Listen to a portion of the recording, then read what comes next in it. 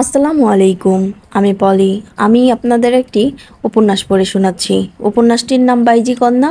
লিখেছেন জান্নাতুল নাইমা। পর্ব সংখ্যা ২৮ থেকে ৩০ পর্যন্ত, সবগুলো একসাথে পড়ে শোনাচ্ছি।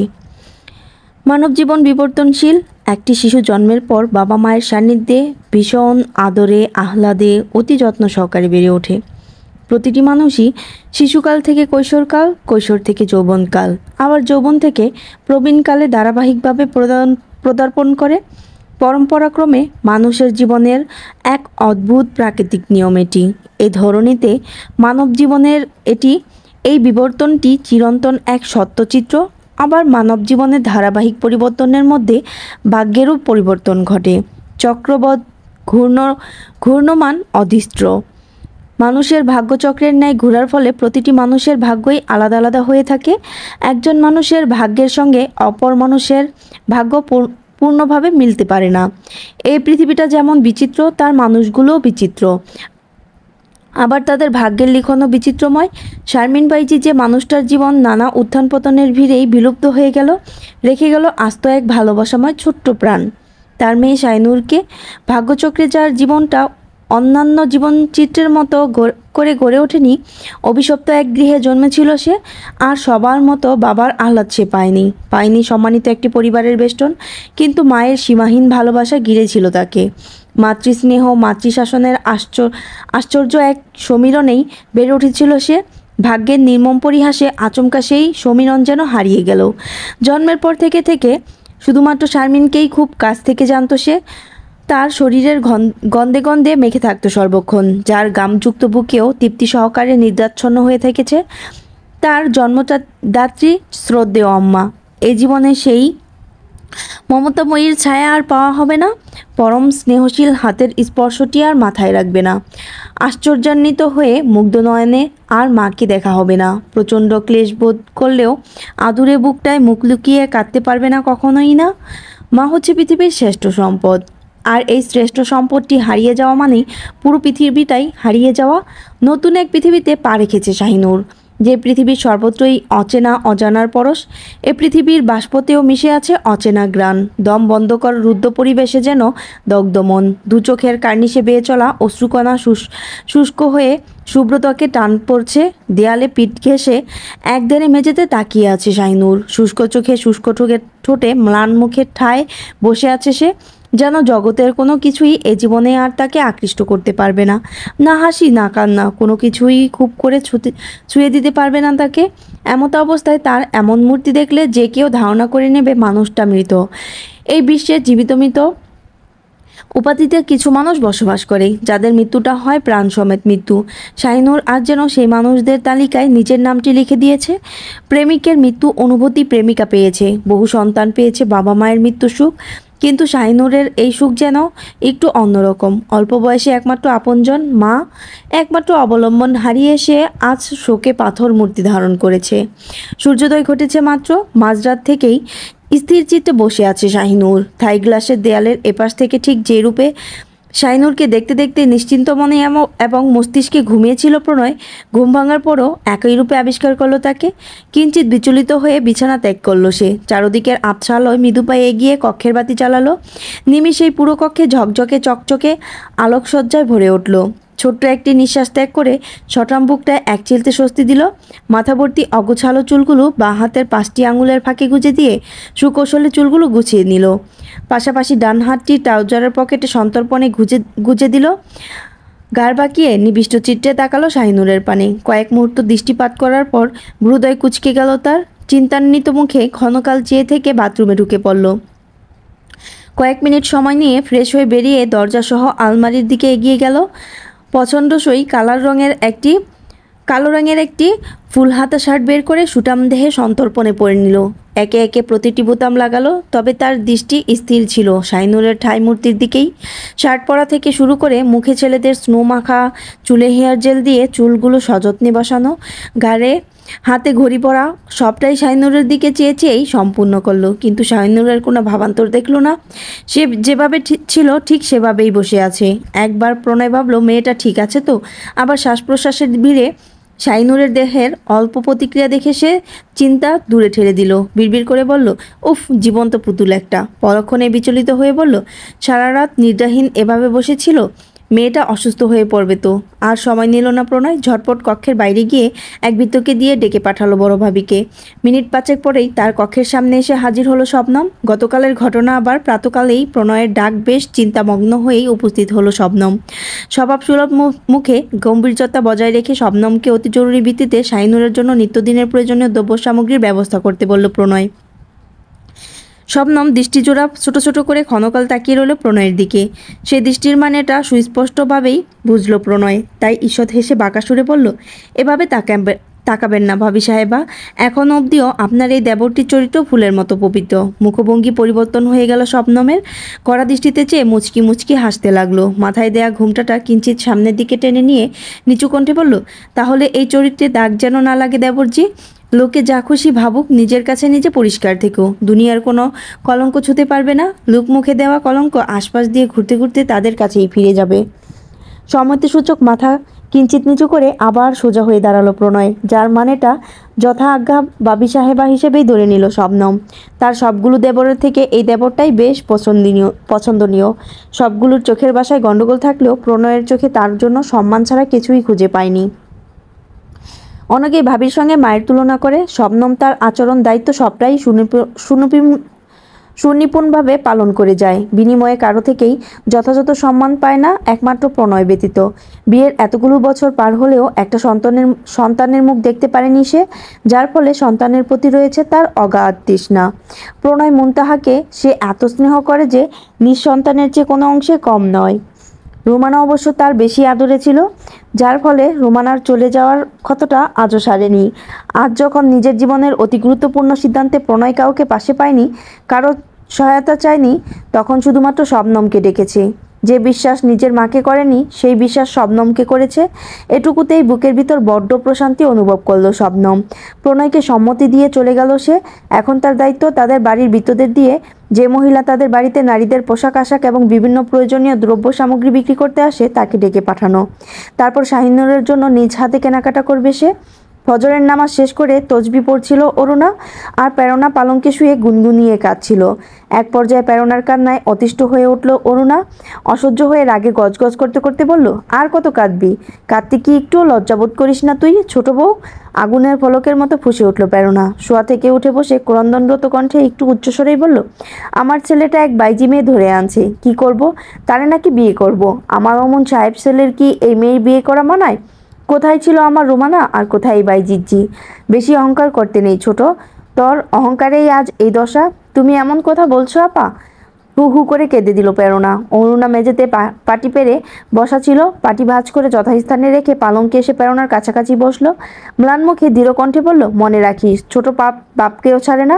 ওই মেয়ের মাকে বাইজি হতে বাধ্য করেছিল আমার শাশুড়ি মা। শারমিন তো জন্মগতভাবে বাইজি ছিল না, সে অনেক ভালো ঘরের সন্তান ছিল, বনেদি ঘরের বউ ছিল। আর তুই ভুলে যাচ্ছিস কেন? আমাদেরই যা সে। যে মেয়েটাকে প্রণয় এবারে নিয়ে এসেছে, সে কিন্তু আমার শাশুড়ির নিজের ভাগিনার সন্তান, নিজের আপন বোনের বংশধর। কান্না থেমে গেল প্রেরণার। স্বাভাবিক কণ্ঠে বলল, সব কিছুর পরও ওর পরিচয় বাইজি কন্যা। তাছাড়া আমরা দুজন আজীবন ওর মায়ের কাছে হেরে এসেছি, স্বামীর পরিপূর্ণ ভালোবাসা পাইনি, শুধুমাত্র ওই শারমিনের জন্য। আর আজ কিনা ওর মেয়েকে আমার পুত্রবধূ হিসেবে মানতে হবে? যেখানে ওর স্থান এই জমিদার গৃহে হয়নি, সেখানে ওর মেয়ের স্থান হবে? সেটাই তো বললাম, বাপকেও ছাড়ে না। নিরপরাধ শারমিনকে বাইজিতে পরিণত করার শাস্তিই আমরা পাচ্ছি। প্রকৃতির এই প্রতিশোধ সহজেই গ্রহণ করে নে ছোট, এতেই মঙ্গল। না, পারবো না, আমি ওই মেয়েকে পুত্রবধূ হিসেবে মানতে পারবো না। তাহলে মাতা পুত্রের বিচ্ছেদ অনিবার্য। প্রণয়ের কক্ষে প্রবেশ করার জন্য অবশ্যই অনুমতি প্রয়োজন। তাই দ্বার উন্মুক্ত থাকাকালীনও প্রবেশ করল না শবনম, শুধু জানালো শাহিনুরের যাবতীয় জিনিসপত্র আনা হয়েছে। অনুমতি পেলেই ভৃত্য কক্ষে পৌঁছে দেবে সব। শাহিনুরের থেকে দৃষ্টি সরিয়ে উঠে দাঁড়ালো প্রণয়। ধারের কাছে যেতে যেতে বলল, ওখানে রেখে দিন, সব আমি নিয়ে নিচ্ছি। চটজলদি সকালের খাবারটা পাঠিয়ে দেবেন, আমি নিচে গিয়ে সবার সঙ্গেই খাবো। শুধু ওরটা পাঠিয়ে দিন। বেশ বড়সড় স্টিলের ব্রিফকেস দ্বারের সামনে রেখে ভৃত্য নিয়ে চলে গেল শবনম। প্রণয় এক হাতে ব্রিফকেস উঁচিয়ে বুঝলো বেশ ভারী হয়েছে, তবুও সেটা এক হাতে নিয়েই শাহিনুরের সামনে গিয়ে উপস্থিত হলো। আশ্চর্যান্বিত হয়ে গেল প্রণয়। এতক্ষণ সেও কক্ষে ছিল, তাই না হয় তাকায়নি, কিন্তু এখন যখন ওর সম্মুখে এসেছে, ওর কক্ষে এসেছে, তবুও কিঞ্চিত নড়ল না। গম্ভীর ভঙ্গিতে ব্রিফকেসটা শাহিনুরের সামনে বেশ শব্দ করেই রাখলো। গুরুগম্ভীরভাবে বলল, এখান থেকে যেটা পছন্দ হয় নিয়ে ওই বাথরুমে গিয়ে কাপড় পাল্টে নাও, পারলে গোসলটাও করে নিও, ভালো লাগবে। আমি খাবার পাঠিয়ে দিচ্ছি। আদেশসূচক কথাগুলো সম্পন্ন করে চলে আসার জন্য উদ্যত হলো, কিন্তু শাহিনুরের ভাবমূর্তিতে বুঝলো এই মেয়ে প্রচণ্ড মাত্রায় জেদি, ভাঙবে তবু মচকাবে না। আর এ ধরনের সরলা জেদি বালিকাকে ঠিক করতে ব্যতিক্রম মেডিসিনের প্রয়োজন। একজন ডাক্তার হিসেবে মেডিসিনের ব্যাপারে একটুও কৃপণতা তাকে মানায় না। তাই গোপনে প্রশস্ত হাসলো।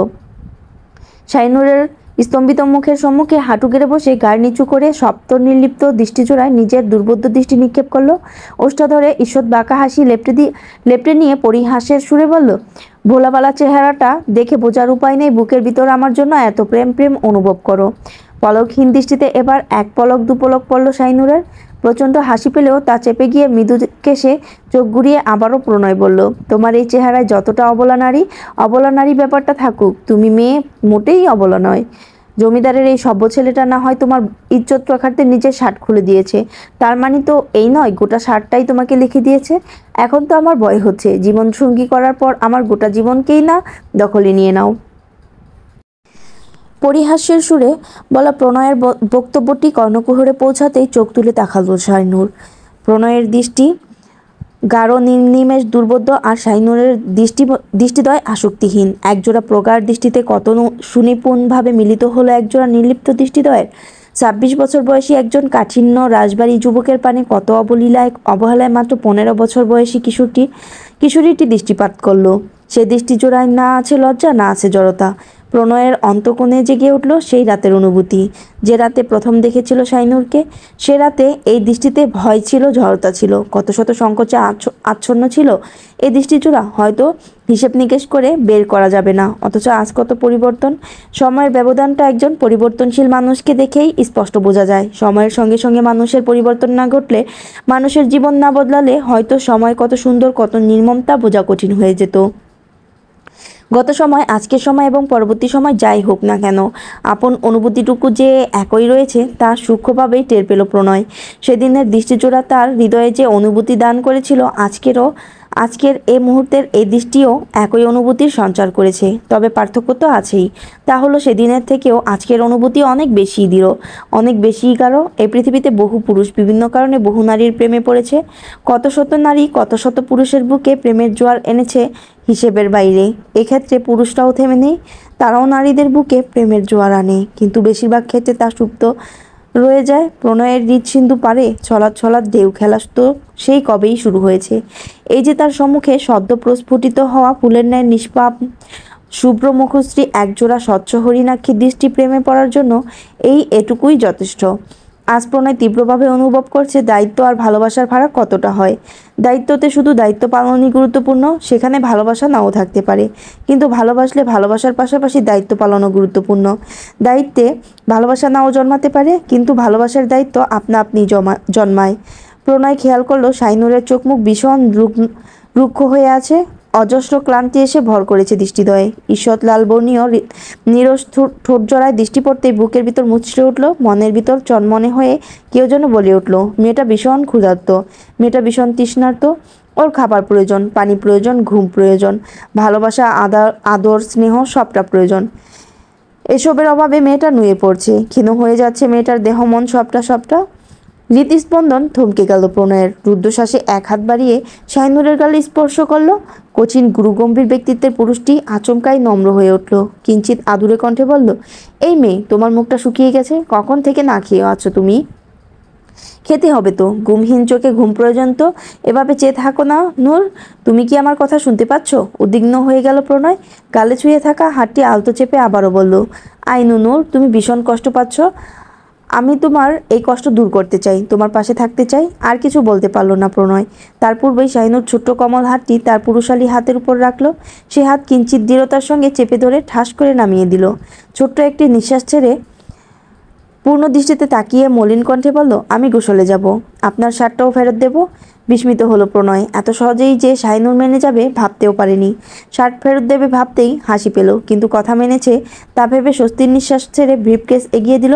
শাহিনুর তখনও প্রণয়ের দিকে চেয়ে আছে আর ভাবছে তার আম্মা শারমিনের কথা। সে বলেছিল একজন মানুষকে চিনতে হলে, জানতে হলে সর্বপ্রথম তার চোখের ভাষাকে বুঝতে, তারপর মানুষটাকে পড়ার চেষ্টা করতে। তাই সে দেখছে প্রণয়কে অতি সূক্ষ্ম নজরে। প্রণয় ব্রিফকেস খুলে দিয়ে পুনরায় তাকালো শাহিনুরের দিকে। আবারও দৃষ্টিতে দৃষ্টি মিলন ঘটল, কিন্তু শাহিনুর প্রণয়কে কিছু ভাবার সুযোগ দিল না। সহজ গলায় নরম সুরে বলে উঠল, গোসল থেকে এসে খাবার পাবো তো? আমার খুব খিদে পেয়েছে। বুকের ভিতরটা ধক করে উঠল প্রণয়ের। কি নিষ্পাপ, কি সরল স্বীকারোক্তি! একটুও সময় নিল না প্রণয়, ত্বরিত গতিতে মাথা উপর নিচ করলো। শাহিনুরও আর বসে থাকলো না, নিঃশব্দে উঠে দাঁড়ালো। খাওয়া ঘুম কোনোটাই ঠিকমতো না হওয়াতে শরীরটা প্রচুর দুর্বল অনুভব করলো, মাথাটা ঝিমঝিম করে উঠল। সহসা দৃষ্টি নিবদ্ধ করে ক্ষণকাল চুপ রইল সে। তা দেখে প্রণয় শটান হয়ে দাঁড়িয়ে শাহিনুরের কাঁধ স্পর্শ করলো। উদ্বিগ্ন কণ্ঠে বলল, শরীর খারাপ লাগছে? শরীরে থাকা শেষ শক্তিটুকু দিয়ে নিজেকে স্বাভাবিক রাখার চেষ্টা করলো শাহিনুর। কাঁধে থাকা প্রণয়ের হাতটি সরিয়ে দিয়ে ছোট্ট হাতের 5 আঙ্গুলের তালু উঁচিয়ে বলল, কথার ছলে বারবার ছুঁয়ে দিচ্ছেন কেন? আমি কি আমাকে ছুতে অনুমতি দিয়েছি? রাগ এবং বিরক্তি মিশিয়ে কথাটা বলে ব্রিফকেস থেকে দ্রুত একটা শাড়ি, মখমলের কাপড়ের ব্লাউজ আর পেটিকোট নিয়ে বাথরুমের উদ্দেশ্যে পা বাড়ালো শাহিনুর। রুদ্ধশ্বাস ছাড়ল প্রণয়। শাহিনুরের যাওয়ার পানে হৃদয় কুঁচকে তাকিয়ে রইল। কেন জানি রাগ হলো না, খারাপ লাগলো না। হৃদয়ে বাস করা নারীর করা ভুল রাখতে নেই, শুধরে দিতে হয়। সব পুরুষ শুধরে দেয় কিনা সে জানে না, কিন্তু সে দেবে। পুরো কক্ষ জুড়ে পায়চারি করতে করতে আরেকটি দৃশ্য মনে পড়ে গেল, তার রঙনের হাতে রাখা শাহিনুরের হাতের সেই দৃশ্যটি। দীর্ঘশ্বাস ছেড়ে তাই বিড়বিড় করে বলল, অপাত্রে ঘি ঢালতে আপনি বড় ওস্তাদ মনোহরিণী। পাঁচফোড়ন গৃহের পরিবেশ বেশ থমথমে। আনাচে কানাচে বৃত্তদের ছাড়া কাউকেই তেমন নজর পড়ছে না, কারো মুখে একটুও রা নেই। চারদিকে কেমন ভয়াবহ নিস্তব্ধতা বিরাজ করছে। প্রতিটি বৃত্তের চোখ মুখে স্পষ্ট ভয় দেখা যাচ্ছে। সকলেই বেশ আতঙ্কিত। একটি পরিবারকে মুরব্বীরা যে ছায়া দিয়ে আগলে রাখে, অলিওরের মৃত্যুর পর পাঁচফোড়ন গৃহে সেই ছায়া বিলীন হয়ে গেছে। মুরব্বীরা ভালো হোক বা মন্দ হোক, যতদিন তারা বেঁচে থাকেন ততদিন তাদের ঘর সংসারের সমস্ত বিপদ মাথার উপর দিয়েই চলে যায়। মানুষের শরীরে মাথার ভূমিকা যতটা, পরিবারের বাবার ভূমিকাও ঠিক ততটাই। আজ অলিউর বেঁচে থাকলে তার তীক্ষ্ণ বুদ্ধির কাছে পরাজিত হতে বাধ্য থাকতো তার ছেলেরা। সকল ঝড়ঝাপটা গৃহের বাইরেই সারত সে, কিন্তু তার মৃত্যুর পর যে জ্বর গৃহে প্রবেশ করেছে সেই জ্বর সব কিছু তছনছ না করে ছাড়বে না, এটা পরিবারের সকলের আত্মাই জানান দিয়েছে। ভোজন কক্ষে উপস্থিত হয়েছে পল্লব, পলাশ এবং প্রণয় চৌধুরী। 3 ভাই অপেক্ষা করছিল মা পেওনার জন্য। অরুণা 3 জনেই পাতেই ধীরে ধীরে খাবার বাড়তে লাগলো, আর 3 ভাইয়ের মুখেই বেশ গম্ভীর। কেউ কারো দিকে তাকাচ্ছে না। রান্নাঘরে শবনম শাহিনুরের জন্য খাবার বেড়ে এক ভৃত্যকে দিয়ে পাঠিয়ে দিল। প্রণয় তা খেয়াল করে স্বস্তির নিঃশ্বাস ত্যাগ করলো। বড় আম্মা অরুণাকে জিজ্ঞেস করলো, আম্মা কোথায়? অরুণা চেয়ার টেনে 3 পুত্রের সম্মুখে বসলো। বলল, চুপচাপ খেয়ে নাও তোমরা। ছোট বউ এখানে আসবে না? কেন আসবে না তা নিশ্চয়ই বুঝতে পারছো। অরুণার কথা শুনে পলাশ কঠিন মুখে এক পলক প্রণয়ের দিকে তাকালো, তো আরেকবার পল্লবের দিকে দৃষ্টি নিক্ষেপ করলো। পল্লব চোখের ইশারায় তাকে সংযত থাকতে বলে হালকা কেসে উঠে প্রণয়কে উদ্দেশ্য করে বলল, তুই কি ভেবেচিন্তে সিদ্ধান্ত নিয়েছিস? এটা কিন্তু আমাদের সম্মানের ব্যাপার। জমিদারের বংশধর আমরা, আমাদের জন্য তাদের সম্মানে আঘাত লাগবে এমন কাজ করা অনুচিত। অরুণা প্রণয়ের দিকে তাকিয়ে তার কঠোর মুখভঙ্গি দেখে পল্লবকে বলল, খাবার বসে এসব আলোচনা কেন? প্রণয় অরুণাকে থামিয়ে দিয়ে বলল, থাক বড় মা, কথা যখন উঠেছে উত্তর আমি দেব। পলাশ থম মেরে বসে আছে। পল্লব উন্মুখ হয়ে চেয়ে আছে প্রণয়ের থেকে কিছু শোনার জন্য। অরুণাও চুপ মেরে গেল। কথা বলার পরিস্থিতি তৈরি করে নিয়ে প্রণয় পল্লবের দিকে দৃঢ় দৃষ্টি নিক্ষেপ করলো। ঈশ্বর তাচ্ছিল্য সহকারে হেসে বলল, বেয়াদবি নেবেন না ভাইয়া। ঘরে 2টো বউ রেখে বাইজি গৃহের বাইজিদের সঙ্গে মেলামেশা করে আপনি এবং আপনারা জমিদারদের কোনো সম্মান রক্ষা করছেন? চোয়াল শক্ত হয়ে উঠল পল্লবের। প্রণয়ের দিকে কঠিন দৃষ্টিতে তাকিয়ে চিবিয়ে চিবিয়ে বলল, বাইজি গৃহ আজকের নয় প্রণয়, এটা আমাদের পূর্ববংশীয়দের বাইজি গৃহ। আমরা তাদের ধারাগুলোই মেনে চলছি, কিন্তু কোনো বাইজিকে আমাদের এই পবিত্র গৃহে স্থান দেইনি, দেওয়ার কথা ভাবিও নি। আমিও কোনো বাইজিকে তুলে নিয়ে আসিনি। চোয়াল শক্ত করে ধীর সুরে বলে উঠল প্রণয়। একটু থেমে আবার বলল, আপনি জমিদারদের ধারা অব্যাহত রেখেছেন, এতে আমি বাধা দেইনি। ঠিক তেমনি আপনিও আমার সিদ্ধান্তে বাধা দেবেন না। যদি কিছু ভুল মনে হয় বলতে পারেন। ভুল তো অবশ্যই। একটা বাইজির মেয়ে এ বাড়ির বউ হয় কি করে? একটা বাইজির মেয়ের জন্য জমিদারের 4 ছেলেদের কাম প্রবৃত্তি জাগা যদি স্বাভাবিক হয়, একজন পুত্রের ভালোবাসা জেগে ওঠা অস্বাভাবিক কেন হবে? থতমত খেয়ে পল্লব বলল, এটা আমাদের নীতি বিরুদ্ধ। বাহ বড় ভাই বাহ, আপনারা সৃষ্টিকর্তার দেওয়া নিয়ম ভঙ্গ করতে পারেন, আর আমি সামান্য আপনাদের নিয়ম ভাঙতে পারবো না? কথোপকথনের এ পর্যায়ে পলাশ কুটবুদ্ধি খাটানোর চেষ্টা করে বলল, তুই কি জানিস ওই মেয়ে রঙনের সঙ্গে খুব বাজেভাবে মেলামেশা করেছে? চোখ জোড়া ঈষৎ রক্তিম হয়ে উঠল প্রণয়ের। সামনে বড় ভাই বড় মা রয়েছে, শাইনুরকে কলঙ্কিত করার চেষ্টা করছে আরেক বড় ভাই। নিজের ক্রোধটুকু কোনো রকমে নিয়ন্ত্রণ করে নিল সে। পলাশের দিকে নিবিড়ভাবে তাকালো, অধরে কিঞ্চিত পরিমাণ তাচ্ছিল্য নিয়ে মৃদুস্বরে বলল, সে যদি পৃথিবীর শ্রেষ্ঠ কলঙ্কিত নারীও হয়, তবুও তাকে আমার বউ করব। বিস্ময়ে কিংকর্তব্য বিমূঢ় হয়ে বসে রইল তিনজনই। আশেপাশে যেসব বৃত্তরা প্রণয়ের বলা বাক্যটি শুনতে পেল, সকলেই ক্ষণকাল থমকে দাঁড়ালো। অবিশ্বাস্য কতগুলো দৃষ্টি তাকিয়ে রইল তার পানে। প্রণয় এবার বেশ উচ্চবাক্যে বলল, এবার যদি বলো তুমি তাকে নিজের করে পাওয়ার জন্য, তোমার প্রবৃত্তি মেটানোর জন্য বহুদিন ধরে অপেক্ষা করছো, তাহলে বলবো নিজের ভালোবাসাকে নিজের না করে নিজ আত্মার সঙ্গে স্বার্থপরতা বা বেমানি কোনোটাই আমি করতে পারবো না। পৃথিবীতে সবচেয়ে বড় বেইমান সে, যে নিজের সঙ্গে বেইমানি করে। আমি তোমাদের প্রকৃতি নয় বলে আমি খুব বেশি উদার হব, এটা ভাবা বোকামি। জমিদারের পুত্র এক বাইজি কন্যাকে ভালোবাসে বিয়ে করতে চাই, এটা যদি পৃথিবীর সবচেয়ে জঘন্যতম কাজও হয়, তাহলে সেই জঘন্যতম কাজটি আমি অনায়াসেই করে ফেলব। বাইজি কন্যাকে ভালোবাসা যদি অপরাধ হয়, সে অপরাধের অভিযুক্ত হয়ে মৃত্যুদণ্ড গ্রহণ করতেও আমি প্রস্তুত। বাইজি কন্যাকে নিজের বউ করা যদি অন্যায় হয়, তাহলে পৃথিবীর সব ন্যায় ভুলে গিয়ে হলেও এই অন্যায়টুকু সুকৌশলে করে নেব আমি। সকলেই স্তম্ভিত বাক্রুদ্ধ। অরুণা নিষ্পলক দৃষ্টিতে তাকিয়ে আছে প্রণয়ের দিকে, সীমাহীন বিস্ময় নিয়ে তাকিয়ে আছে বৃত্তরাও। পল্লব হতবাক হয়ে বসে আছে। পলাশ ক্রোধান্বিত দৃষ্টিতে তাকিয়ে আছে প্রণয়ের দিকে। সে দৃষ্টিকে সম্পূর্ণ উপেক্ষা করল প্রণয়, আর একটি বাক্যও সে খরচ করল না। নিজের মতো খাবার খেয়ে চলে গেল নিজের কক্ষে। সে চলে যাওয়ার সঙ্গে সঙ্গে সামনে থাকা খাবারের প্লেট ছুঁড়ে ফেলল পলাশ। হতভম্ব হয়ে অরুণা চেয়ে রইল। পলাশ তাকে উদ্দেশ্য করে হুঙ্কার ছাড়ল, আম্মাকে কিছু করতে বলুন, নয়তো ধ্বংসলীলা শুরু করব আমি। গোসল শেষ করে ভেজা চুলগুলো পিঠ জুড়ে ছড়িয়ে ছিটিয়ে দিয়ে কক্ষে এলো শাহিনুর। দেখতে পেল গোলাকার বেতের টেবিলে তার জন্য খাবার রেখে দিয়েছে। আশপাশে সচেতন দৃষ্টি বুলিয়ে অপেক্ষা না করে একে একে খাবারগুলো মেঝেতে রাখলো। তারপর হাঁটু মুড়িয়ে বসে পড়ল। সদ্য ভেজা কোঁকড়ানো চুলগুলো মেঝেতে ছুঁয়ে রইল। টপ টপ করে পানি ঝরতেও লাগলো। শাহিনুর সম্মুখের খাবারের দিকে কিছুক্ষণ অবাক হয়ে তাকিয়ে রইল। বড়সড় একটি প্লেটে সাদা ভাত দেওয়া হয়েছে তাকে। ভাতের মাঝ বরাবর একটা ডিম সিদ্ধ, ছোট ছোট বাটিতে কয়েক রকমের ভাজি তরকারি দেওয়া হয়েছে। এত খাবার দেখে বিচলিত হয়ে গেল মেয়েটা। তার ছোট্ট পেটে এত খাবারের জায়গা হবে না। জীবনে কখনো এত খাবার একসাথে খাওয়া হয়নি তার। তাছাড়া তার মা সবসময় খাবার নিয়ে একটি কথা বলতো, খা না, খাওয়াটা যেমন প্রয়োজন তেমন অতিরিক্ত খাওয়াও অনুচিত। ভেবেচিন্তে সব খাবার দূরে ঠেলে শুধুমাত্র ডিম সিদ্ধ আর সবজি দিয়ে অল্প ভাত খেলো সে। মাংস তার প্রিয় হলেও আজ খেলো না। আর মাছ তো মাকে ছাড়া সে কখনোই খেতে পারে না, গলায় কাটা ফুটে যায়। কক্ষে প্রবেশ করলো প্রণয়। ভিতর কক্ষে দেখতে পেল শাহিনুর খাবারগুলো গুছিয়ে রাখছে। দুনমনো করে শাহিনুরের কাছে গেল সে। প্রণয়কে দেখে শাহিনুর পরিহিত শাড়ির আঁচলটি ডান কাঁধে টেনে নিল। সদ্য গোসল করে আসা শাহিনুরকে দেখে বুকের ভেতরটা দুপুক দুপুক করতে লাগলো প্রণয়ের। ঢেউ খেলানো ভেজা চুলগুলো বেয়ে পানি পড়ায় শাহিনুরের পিঠ কোমর সহ মেঝে ও ভিজে চুপে চুপে হয়ে যাচ্ছে। ভ্রু কুচকে কয়েক পল তাকিয়ে রইল প্রণয়। শাহিনুর জড়সড় হয়ে মাথা নিচু করে দাঁড়িয়ে আছে। তীব্র অস্বস্তি হচ্ছে তার। অস্বস্তিটুকু বুকে ভীষণ পীড়া দিতে শুরু করায় সে প্রণয়ের দিকে তাকালো। প্রশ্ন করলো, আপনি কি সবসময় এ ঘরে আসবেন? কুচকানো ভ্রুদয়ে দ্বিগুণ কুচকে গেল প্রণয়ের। কিছুক্ষণ পূর্বে ভোজন কক্ষে নিজের বলা একটি বাক্য স্মরণ হলো তার, সে যদি পৃথিবীর শ্রেষ্ঠ কলঙ্কিত নারীও হয়, তবুও তাকে আমার বউ করব। বক্ষস্থলে অদ্ভুত একটা অনুভূতি জেগে উঠল।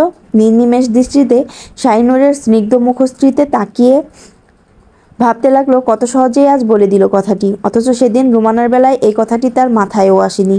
সত্যি ভালোবাসা কি না পারে। প্রণয়ের প্রগাঢ় চাহনি থেকে দৃষ্টি সরিয়ে নিল শাহিনুর। নিজের দৃষ্টি থেকে শাহিনুরের দৃষ্টি বিচ্ছিন্ন হতেই প্রণয় সম্বিত ফিরে পেল। বলল, এই প্রশ্ন কেন? নিরুত্তর রইল শাহিনুর। উত্তর না পেয়ে প্রণয় বলল, ব্রিফকেসে তোয়ালে আছে, মাথা মুছে নাও। শাহিনুর কথা শুনল না, চুপচাপ গিয়ে পালঙ্কে বসলো। প্রণয় আবারও বলল, চুলগুলো থেকে পানি ঝরছে, আমার ঘর নষ্ট হচ্ছে, অন্যের ক্ষতি করা অনুচিত। শাহিনুর নীরস দৃষ্টিতে তাকালো প্রণয়ের পানে। প্রশ্ন করলো, আমার এত বড় ক্ষতিটা কে করলো? মানে আমার আম্মাকে কে মারলো? সবটা জেনেও বোকার মতো প্রশ্ন করছো কেন? সবটা জানি বলেই তো বিশ্বাস করতে পারছি না। কি জানো তুমি? কিছু না। অকপটে এ কয়েকটি জবাব দিয়ে আর কিছু বলল না শাহিনুর। চুপচাপ পিঠ ঘুরে শুয়ে পড়ল। শুধু অলিওর তার মায়ের হত্যাকারী, এটা কেন বিশ্বাস হচ্ছে না তার? এসব ভাবতে ভাবতে সারা রাত নিদ্রাহীন থাকার ফলে খুব দ্রুতই তন্দ্রাচ্ছন্ন হয়ে গেল সে। প্রণয় চিন্তামগ্ন হয়ে দাঁড়িয়েই রইল। অনেকটা সময় কেটে যাওয়ার পর খেয়াল করলো শাহিনুরের ভেজা চুলে বিছানা ভিজে যাচ্ছে। দীর্ঘশ্বাস ছেড়ে তোয়ালে বের করে ধীর পায়ে এগিয়ে শাহিনুরের পাশে বসলো। চুলগুলো উঁচিয়ে নিচ দিয়ে তোয়ালে দিয়ে কৌশলে পেঁচিয়ে ফেললো। শাহিনুরের ধবধবে ফর্সা কমল ত্বকে দৃষ্টি পড়তেই সে দৃষ্টি ফিরিয়ে নিল। এক হাত তার ভেজা মাথায় রাখলো, নম্র কণ্ঠে বলল, একদিন সব ঠিক হয়ে যাবে, একদিন সব স্বপ্ন বাস্তবে রূপ নেবে। প্রায় 1.5 ঘন্টা তন্দ্রামগ্ন থাকার পর ভয়ঙ্কর চিৎকার শুনতে পেয়ে আচম্বিতে তন্দ্রাঘোর কেটে গেল শাহিনুরের। ছোঁয়া থেকে শটান হয়ে বসে পড়ল সে। ক্রমান্বয়ে বক্ষস্থল উঠানামা করতে শুরু করলো তার। তীব্র নিঃশ্বাসের শব্দে বদ্ধ ঘরে থমথমে পরিবেশের সৃষ্টি হলো। প্রণয় তখন পিঠে বালিশ ঠেকিয়ে নিজ পালঙ্কে আতশোয়া হয়ে বসে ডাক্তারি বই পড়ছিল। এমনই সময় ছোট ভাই অঙ্গনের আকস্মাৎ খেপাটে সুর শুনে চমকে উঠল সে। বইয়ের পৃষ্ঠা ভাঁজ করে বইটি বন্ধ করে রেখে দিল। তড়িৎ গতিতে উঠে দাঁড়ালো ভাইয়ের কাছে যাওয়ার জন্য। মেডিসিন চলছে অঙ্গনের, তাই হঠাৎ এভাবে খেপে যাওয়ার কারণটা বোধগম্য হলো না তার। কয়েক কদম এগিয়ে দরজা অবধি গিয়ে থমকে দাঁড়ালো সে। ঘাড় ঘুরিয়ে কাচের দেয়ালে দৃষ্টি নিক্ষেপ করলো। বক্ষস্থল মৃদু কেঁপে উঠল শাহিনুরকে অস্থির চিত্তে বসে থাকতে দেখে। কর্ণকুহরে অঙ্গনের চিৎকার চেঁচামেচি ভাঙচুর ভেসে আসছে। চোখের সামনে শাহিনুরের ভয় মিশ্রিত মুখশ্রী। ক্ষণকাল হতবম্বের মতো দাঁড়িয়ে থেকে দ্রুত শাহিনুরের জন্য এক গ্লাস পানি নিয়ে ওর নিকটে চলে গেল। প্রণয়কে দেখতে পেয়ে কিঞ্চিত স্বাভাবিক হওয়ার চেষ্টা করলো সে। নিজের ভয়টুকু গোপন রেখে প্রণয়ের বাড়িয়ে দেওয়া পানির গ্লাসটি বিনা বাক্যে নিয়ে ঢকঢক করে পানি পান করলো। গ্লাসটি যখন ফেরত দেওয়ার জন্য প্রণয়ের দিকে তাকালো, প্রণয় সেটা নিয়ে স্বাভাবিক স্বরে বলল, ভয় পেয়েছো? এক ডুব গিলে ঘুম চড়ানো কণ্ঠে শাহিনুর জবাব দিল, ভয় কেন পাবো? ঘুম থেকে ওঠার পর পিপাসা লেগেছিল। ভ্রু বাঁকিয়ে তীক্ষ্ণ দৃষ্টিতে তাকিয়ে প্রণয় বলল, তাই বুঝি? That's like a good girl. ভয় কাতুরে নূরকে আমিও চাই না। আমার নূর তো বোকা সাহসী। অদরে কিঞ্চিত দুষ্ট হাসি মিশিয়ে কথাটুকু বলে হাতে থাকা গ্লাসটি নিয়ে চতুরতার সঙ্গে কক্ষ ত্যাগ করলো প্রণয়। তাকে এবার অঙ্গনের কাছে যেতে হবে, শান্ত করতে হবে ভাইটাকে। শাহিনুর ঝাঁঝালো কণ্ঠে বলতে চেয়েছিল, আমি আপনার নূর না, কিন্তু তা আর বলা হলো না। অপছন্দনীয় মানুষটা অপছন্দনীয় বাক্য আওড়িয়ে ঠিক চলে গেল। 2 দিন যাবৎ ওষুধ খায় না অঙ্গন। বাড়ির সংকীর্ণ পরিস্থিতিতে অঙ্গনের প্রতি কাল থেকেই অবহেলা হচ্ছিল। প্রেরণাও খোঁজ নেয়নি, যার ফলস্বরূপ গত রাতে ঘুম হয়নি তার। সারা রাত নানাবিধ চিন্তায় নিমজ্জিত ছিল সে। ডুবেছিল রুমানার সঙ্গে সেই পুরনো স্মৃতিতে। সেসব স্মৃতি শেষ প্রান্তে এসে যখন রুমানার কবরের দৃশ্যটুকু মনে পড়ল, অন্তঃকোণে বেজে উঠল, মানুষটা আর নেই, আর কোনো দিন ফিরবে না মানুষটা। আর কোনো দিন সুখ দুঃখের গল্প বলার জন্য মানুষটা অঙ্গনকে খুঁজবে না, অভিমানে গাল ভারী করে থাকবে না, দু চোখ ভরা স্বপ্ন নিয়ে বাড়ির আনাচে কানাচে ঘুরে বেড়াবে না, তার হৃদয় খোদাই করে তার ভাইয়ের বউ হবার পায়তারা করবে না। যে মেয়েটা জীবনে কখনো কারোর সাথে খারাপ আচরণ করেনি, কারো দিকে চোখ তুলে কড়া ভাষায় কথা বলার সাহস দেখায়নি, যার ব্যবহারের মাধুর্যতায় ডুবে থাকতো সে, নিজের সমস্তটা দিয়ে যাকে খুশি করার কথা ভাবতো, এত ত্যাগের পরও ভাগ্য কেন সহায় হলো না? কেন এলো সেই কাল রাত্রি? কেন ধ্বংস হলো রুমানা? সহজ সরল ওই ভীতু মেয়েটা ভালোবাসাকে হারানোর ভয়ে কেন পালিয়ে গেল? যাওয়ার আগে কেন একটাবার তাকে মনে পড়লো না? ছোট্টবেলা থেকে সব সমস্যায় অঙ্গনকে ডাকতে পারলে, অঙ্গনের কাছে আসতে পারলে, এবার কেন ডাকলো না? কেন এলো না সে? এই অঙ্গনকে শেষ পর্যন্ত ঘৃণা করে অভিমান করে চলে যায়নি তো? সবটা মাথাচাড়া দিয়ে উঠতেই ভয়ঙ্কর উন্মাদ হয়ে ভাঙচুর চিৎকার চেঁচামেচি শুরু করে অঙ্গন।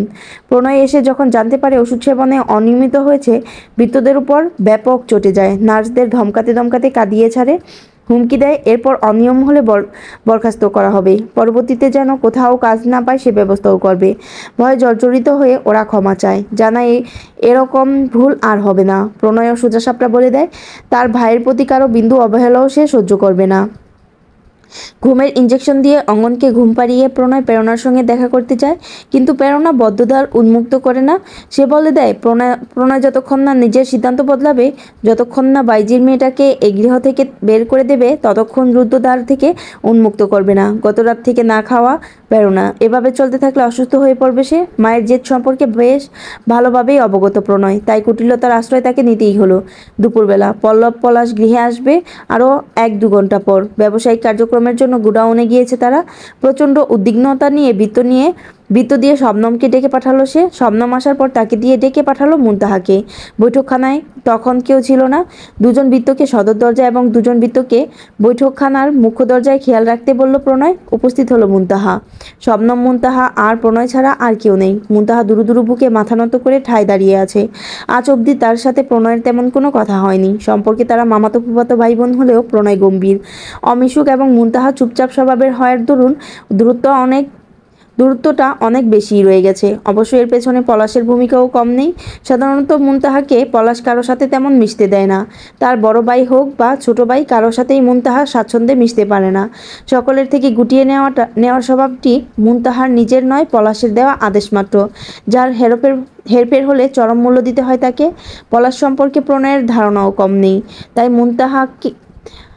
পলাশ সম্পর্কে প্রণয়ের ধারণাও কম নেই। তাই মুনতাহাকে উদ্দেশ্য করে সে বলল, এই সম্পর্কে তুমি আমার ছোট বোন, অন্য সম্পর্কে বড় ভাবি।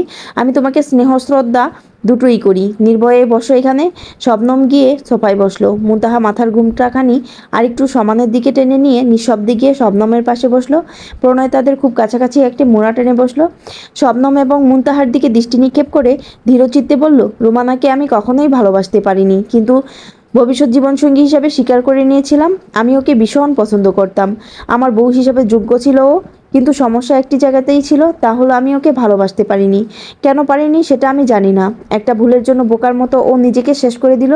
আমি যদি ঘুণাক্ষরেও টের পেতাম ও এভাবে চলে যাবে, তাহলে কখনোই ওকে ভালোবাসি না এই কথাটি বলতাম না, বরং চেষ্টা করতাম ওকে ভালোবাসার, যেমনটা পূর্বে করে এসেছি। যাই হোক, আমার সম্পর্কে সবাই ভুল ধারণা পোষণ করছে, কারণ আমি সবার মতো করে নিজেকে প্রকাশ করতে পারি না। ছোটবেলা থেকে আমি চাইনি কারো কাছে নিজেকে প্রকাশ করতে। আজও হয়তো পুরোপুরি প্রকাশ করতে পারবো না। থামলো প্রণয়। শবনম, মুনতাহা দুজনেই তাকিয়ে আছে প্রণয়ের দিকে। ছোট্ট একটি নিঃশ্বাস ছেড়ে প্রণয় আবার বলতে শুরু করলো, আমি ওই মেয়েটাকে, যে মেয়েটা আমার ঘরে পৃথিবীর সকল নীরবতাকে বরণ করে নির্লিপ্তে অবস্থান করছে, সেই মেয়েটাকে প্রথম দেখেছিলাম আমার কোয়ার্টারে। মধ্যরাত ছিল তখন। বিশ্বাস করবে কিনা জানি না, আমার সেদিন মনে হয়েছিল অমন নিষ্পাপ মুখ এ পৃথিবীতে আর দুটি পাওয়া যাবে না। সত্যি হয়তো আমি আর পাবো না। স্নিগ্ধ মুখশ্রী, একজোড়া স্বচ্ছ দৃষ্টি, বোকাশোকা একটা মন, সব কিছুতেই আকৃষ্ট হয়ে পড়ি আমি। ওর সমস্ত সৌন্দর্যে আটকে গেছি ঠিক সেদিনই। ওর মাধুর্যতা আমার মনকে হরণ করে নিয়েছে ওই রাতেই। প্রথমে ভেবেছিলাম পুরুষ মানুষ আমি, অপরূপা নারীর সৌন্দর্যে কুপোকাত হয়ে গেছি, কিন্তু পরে অনুভব করলাম বাইজি গৃহে অপরূপা নারীর অভাব নেই। কোনোদিন তো তাদের দিকে ফিরেও তাকাইনি, নিজের কামনা পূরণ করতে ছুটে যায়নি সেখানে। অথচ শাহিনুরের প্রতি আমি সাংঘাতিক অনুভূতি টের পেয়েছি। অস্বীকার করব না, এতে ওর পবিত্রতার ভূমিকা অনেকাংশে দায়ী ছিল। কিন্তু পরিস্থিতির চাপে পড়ে রঙনের সঙ্গে ওকে দেখে আমি যখন ওকে ঘৃণা করার চেষ্টা করেছি, পারিনি। সময়ের অগ্রগতির সঙ্গে সঙ্গে অনুভব করেছি সবকিছুর পরও ওর প্রতি আমার অনুভূতি বাড়ছে। নিজেকে খুব ছোট মনে হতো, বাইজি কন্যার জন্য বুক অস্থির হয়ে পড়তো বলে। সেই মনে হওয়াটুকু কেটে গেল। একদিকে রোমানাকে বিয়ে করার দিন ঘনিয়ে আসছিল, অপরদিকে নূরের প্রতি অনুভূতি বেড়ে চলছিল। কেন জানি মনে হতো নূর আমার জন্য তৈরি। ওর চোখ দুটোতে তাকালে সেই মনে হওয়াটুকু প্রবল বিশ্বাসে রূপ নিত। আচমকাই ভাগ্য পরিবর্তন হয়ে গেল। রুমানা চলে গেল, আব্বা চলে গেল শারমিন বাইজিও। অসহায় হয়ে পড়লো আমার ভালোবাসা। আমি বেঁচে থাকতে ওর অসহায়ত্ব সহ্য করতে পারবো না। এই উপলব্ধিটুকু হতেই সিদ্ধান্ত নিয়ে ফেললাম ওকে এবারে নিয়ে আসার, ওকে বিয়ে করার। আমার সেই সিদ্ধান্তটা মজবুত হলো ভাইয়ার জন্য। নূরের প্রতি ওর কুদৃষ্টি, নূরের শরীরে বাজেভাবে ছোঁয়ার চেষ্টা মেনে নিতে পারিনি মেনে নিতে। ক্রোধান্বিত হয়ে ঘন ঘন নিঃশ্বাস ছাড়ল প্রণয়। লজ্জায় মাথা নত করে ফেললো মুনতাহা। দুপোঁটা অশ্রুপাত ঘটল তার চোখ বেয়ে। প্রণয় শান্ত হলো, শান্ত কণ্ঠে বলল, তোমার কষ্ট হচ্ছে আমি জানি, সত্য যতই তিক্ত হোক শুনতে হয় মুনতাহা। আমি তোমাকে এসব বলছি তার একটাই কারণ, আমি চাই তুমি আম্মাকে বোঝাও। চোখ তুলে তাকালো মুনতাহা। প্রণয় আবারও বলল, আমি যদি নূরের পাশে না থাকি, ওকে বিয়ে না করি, এ গৃহে ওকে রাখা সম্ভব হবে না। তোমার হাজবেন্ডের চাহিদা সম্পর্কে তুমি নিশ্চয়ই জানো। যে কোনো মূল্যেই সে অবৈধভাবে নূরকে নিজের শয্যাসঙ্গিনী করবে। আর এই পথ আম্মাই করে দিচ্ছে। কাপা কণ্ঠে মুনতাহা প্রশ্ন করলো, মানে? আম্মা আজকে ইমোশনালি ব্ল্যাকমেল করে নূরকে এ বাড়ি থেকে চলে যেতে বলেছে। একটাবার ভাবছে না নূরকে বাড়ি থেকে বের করা মানেই ভাইয়ার রাস্তা ক্লিয়ার করা। তুমি তো জানো বাইজি গৃহের কাজকর্ম আপাতত বন্ধ রেখেছি। এবার নূরের থেকে ভাইয়ার ধ্যান সরাতে হবে। আমি নূরকে বিয়ে করব। আমার বউয়ের প্রতি আমার বড় ভাই কুদৃষ্টি দেবে না নিশ্চয়ই? শবনম বলল, যদি এই ভয়ানক কাজটাও করে ফেলে? ভাবি আমার স্ত্রীকে কিভাবে রক্ষা করতে হবে, কিভাবে ভাইদের সঙ্গে নীরব ঘাতক হয়ে লড়াই করতে হবে, তা খুব ভালো করে জানি আমি। আপাতত আম্মাকে বোঝানো জরুরি। আর মুনতাহা ছাড়া আমাকে কেউ বোঝাতে পারবে না। মুনতাহার প্রতি তিনি ভীষণ দুর্বল। প্রণয়ের কথা শুনে মুনতাহা বলল, আমি আমাকে বোঝাবো নূর আপনার বউ হলে যদি ওনার মোহ নূর থেকে কেটে যায় তাহলে অবশ্যই আমি আমাকে বোঝাবো। ওনাকে পাওয়ার জন্য সব করতে পারি আমি, সব। আমি নূরের প্রতি খুব হিংসা বোধ করি, কিন্তু নূর আপনার বউ হলে আমার ক্ষতি নয়, বরং ভালোই হবে। তাই আমি কথা দিচ্ছি নূরের সঙ্গে আপনার বিয়েই হবে। বাঁকা হাসলো প্রণয়। শবনম এবং মুনতাহার দৃষ্টিগোচর হলো না সেই হাসিটুকু। নূরকে বিয়ে করার জন্য এত সবের প্রয়োজন ছিল না, শুধুমাত্র মায়ের প্রতি শ্রদ্ধা থেকে মায়ের অনুমতিকে গুরুত্ব দিল সে। তাছাড়া মাকে অসন্তুষ্ট রেখে জীবনের এই গুরুত্বপূর্ণ অধ্যায়ে সে প্রবেশ করতে চায়নি। হাজার হোক প্রেরণা তার জন্মদাত্রী মানুষটাও তো অসহায় খুব। রোমানার মৃত্যু, স্বামীর মৃত্যু, পুত্রের মানসিক বিপর্যয়, সবটা মিলিয়ে মানুষটা সুখে জর্জরিত হয়ে আছে। তাই সুকৌশলে একটি খেলা খেললো সে, যে খেলায় না সাপ মরল আর না লাঠি ভাঙল। বৈশাখ মাসের বিকেলবেলা পশ্চিমা আকাশে মেঘেরা গুরুম গুরুম গর্জন তুলছে। চুপচাপ ঘরের কোণে বসে আছে শাইনুর। এই ঝড়টাকে ভীষণ ভয় পায় সে। এই যে গুরুম গুরুম শব্দ হচ্ছে, হৃদস্পন্দন বেড়ে যাচ্ছে তার। একটু পরপরই হয়তো চারিদিক ঘন অন্ধকারে করে আকাশের বুকের হাহাকারগুলো বৃষ্টি হয়ে সব ভূমিতলে নেমে আসবে। ঝড়ের আঘাতে সবকিছু যখন তছনছ হয়ে যাবে, প্রকৃতিতে নেমে আসা ধ্বংসলীলা সম্পূর্ণ হবে, তখনই আবার কেঁদে উঠবে আকাশ, ভাসিয়ে দেবে ঘর বাড়ি, গাছপালা, পথ, মাঠ, সবকিছুই। জড়সড় হয়ে বসে আম্মার শেখানো দোয়া দুরুদ পড়ছে শাইনুর। সবসময় এমন প্রাকৃতিক দুর্যোগের মাকে কাছে পেয়েছে। ভয়ে নিস্পন্দ হয়ে মায়ের বুকে গুটিসুটি মেরে জায়গা করে নিয়েছে মায়ের স্নেহে, মায়ের সাহসে ফিরে পেয়েছে নিজ স্পন্দনগুলোকে। অথচ আজ চারদিক শূন্যতার, মা নেই পাশে, নেই কোনো আপনজন। তার এমন ভয়াবহ বিপর্যয়ে এই কালবৈশাখী ঝড়ের খুব কি প্রয়োজন ছিল? জীবনে আসা ঝড়টুকু কি কম ছিল? পরক্ষণেই ভাবলো সে কত বোকা। প্রাকৃতিক দুর্যোগের উপর অভিমান করছে, অভিযোগ তুলছে। ধীরে ধীরে মেঘের গর্জন দৃঢ় হতে শুরু করলো। শাহিনুরও চোখ মুখ খিচে দোয়া পড়তে লাগলো। এমন সময় প্রণয় কক্ষে এলো। শব্দ পেয়ে চমকে তাকালো শাহিনুর। দেখলো প্রণয় কক্ষে এসে দরজা লাগাচ্ছে। কিছুটা ভয় কাটলো, এই ভেবে তার পাশের ঘরে একটা মানুষ তো আছে। পরক্ষণে আবার স্মরণ হলো শারমিনের বলা একটি কথা, নিজের দুর্বলতাগুলোকে কখনো কারো কাছে প্রকাশ করবে না। এই যে সে এখন ভয় পাচ্ছে, প্রণয় যদি বুঝে যায় তাহলে তো তার দুর্বল জায়গাটা বুঝে যাবে, তখন নিশ্চয়ই হাসবে। শাহিনুর জড়সড় অবস্থায় বসেই এসব ভাবছিল। তখনই প্রণয়ের চোখ পড়ল ওর দিকে। বিচলিত হলো তার দৃষ্টিজোড়া। তা দেখে নিজের ভয় গোপন করার চেষ্টা করলো শাহিনুর। চট করে দাঁড়িয়ে মৃদু পায়ে কক্ষ জুড়ে হেঁটে বেড়াতে শুরু করলো।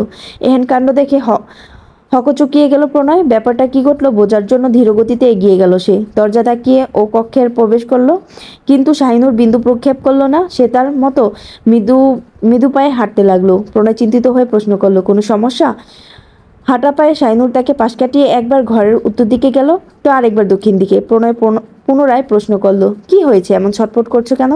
শাহিনুর তার দিকে না তাকিয়ে ব্যস্ত ভঙ্গিতে হাঁটতে লাগলো এবং বলল, সারাক্ষণ বসে থাকি তাই ভাবলাম একটু হাঁটি।